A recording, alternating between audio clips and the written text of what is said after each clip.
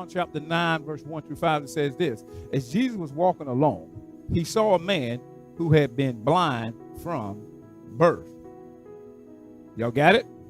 I put it up on the screen. I know you can read. They say we don't read, but I need you to read. As Jesus was walking along, he saw a man who had been blind, but not only just been, blind, he was blind from his birth. That means he never saw the sunrise. Can you imagine that? Now that the storm is over, you can look out and see that beautiful blue sky. He never saw it. He could never see a rose bush. Are you with me? He could never see a full moon, a half moon, a crescent moon. He couldn't see any of those things. Are you with me? So Jesus was walking along and he saw a man who had been blind from what? Birth. Rabbi. That's what they call Jesus, the teacher. Rabbi, his disciples asked him, why was this man born blind? Are you with me? Get the picture. Jesus walked along with his disciples. He's teaching them and training them because guess what they're going to do? They're going to give the world, watch this, not eyesight, but what? Insight. And so he's walking along with them and he's teaching them. So his disciples said, Rabbi, he said, why was this man born blind? Now watch this. Was it because his own sins or his parents' sins? Now the man was born blind. Was it because of his sins or his parents' sin? Y'all see that? Jesus said it was not because of his sins or his parents' sins. You got it? This happened so the glory, the power of God could be seen in him. See, that's why a lot of people in here say, I teach the truth. You mean to tell me, let's be honest, why was this man born blind? Not being able to see like other people. Are y'all with me? They didn't have welfare or social services back then, so he probably had to beg. But why was this? Watch this. It was so, Jesus said, it happened so the glory, the power of God could be seen in him. This messed me up. Corey, this messed me up. Because that means some things I'm going to go through. I'm questioning, did I bring this on myself? Now, y'all, you're not hearing me. I'm talking to somebody this morning. See, now, I'm not going to lie to you. I'm not going to lie to you, Sister Marcy. Look here. I've done some things and brought it on myself. Amen. I'm bad about reading the instructions on stuff. So when I break it, that's not God punishing me. That's me. But there's some things in your life. You say, why does what God? What did I do? And God says, no. You need to have insight and not just eyesight.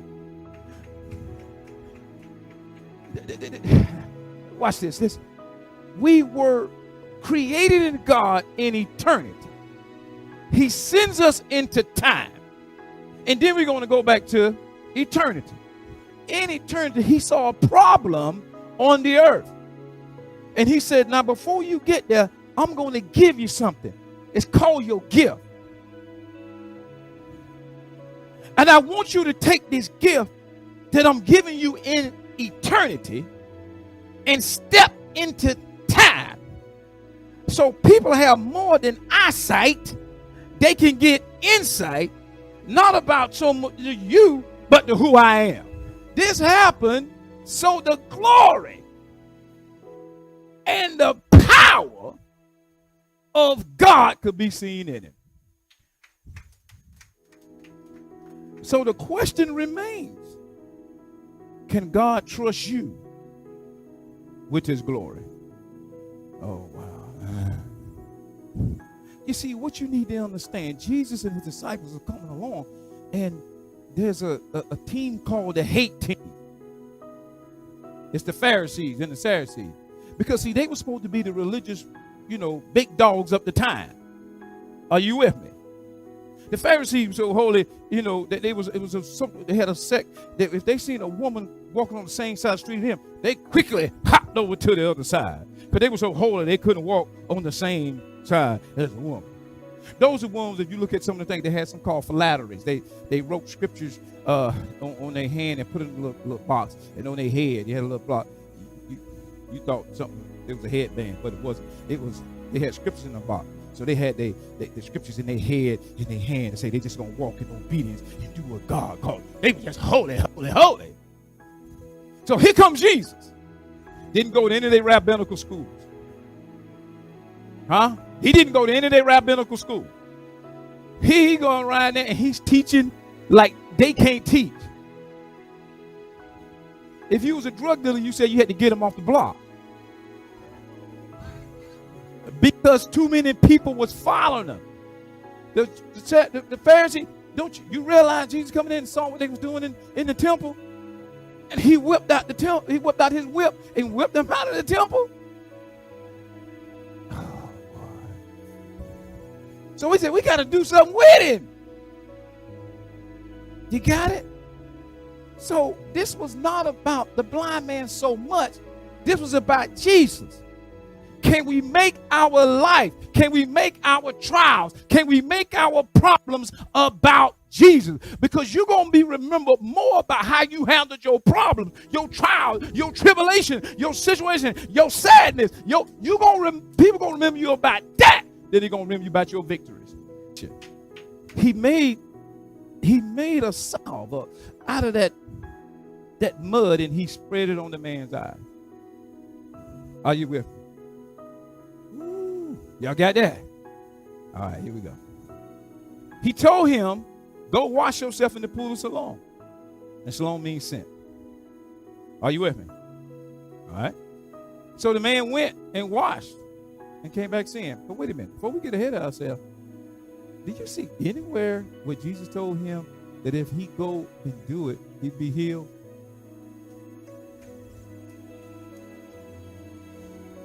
See, we just assume because we got the Bible.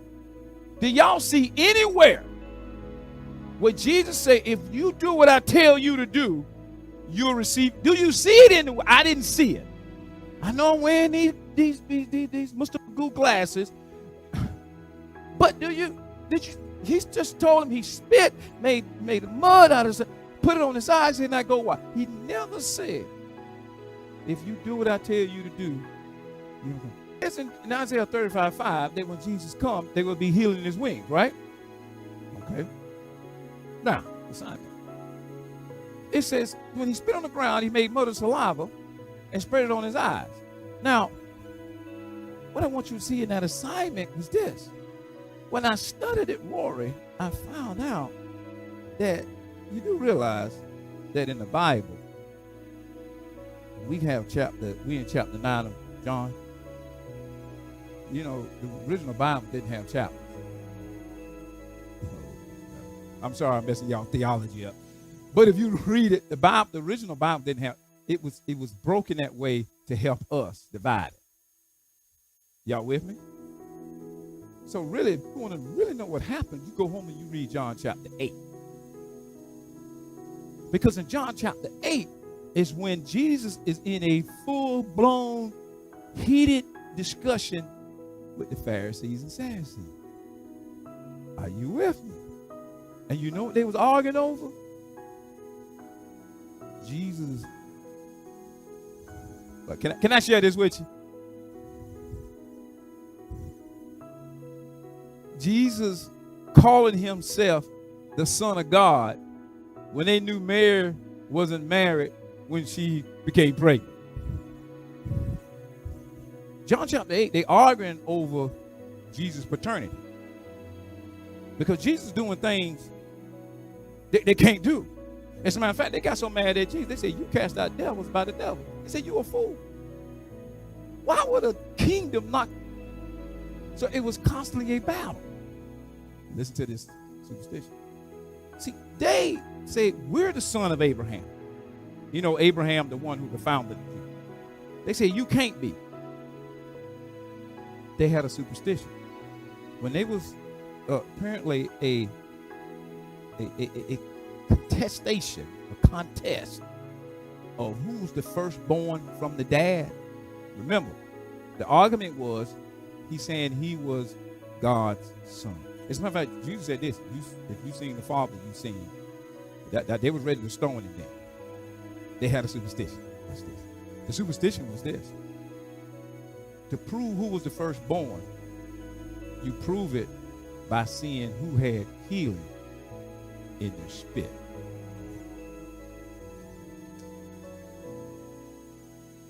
See, y'all just thought this miracle was tucked in here. God doesn't do anything for entertainment. It was a purpose. So from the time this man was born blind, his purpose was to see what? People could see the glory and the power of God. And so he spit on the ground and made this little, and when he told him, he says, now you go and you spread the mud over, and he spread it over the blind man's eyes. And then what he did, he told him to go wash himself in the pool of Siloam. Are you with me? All right. Now, so the man went and washed, and he came back.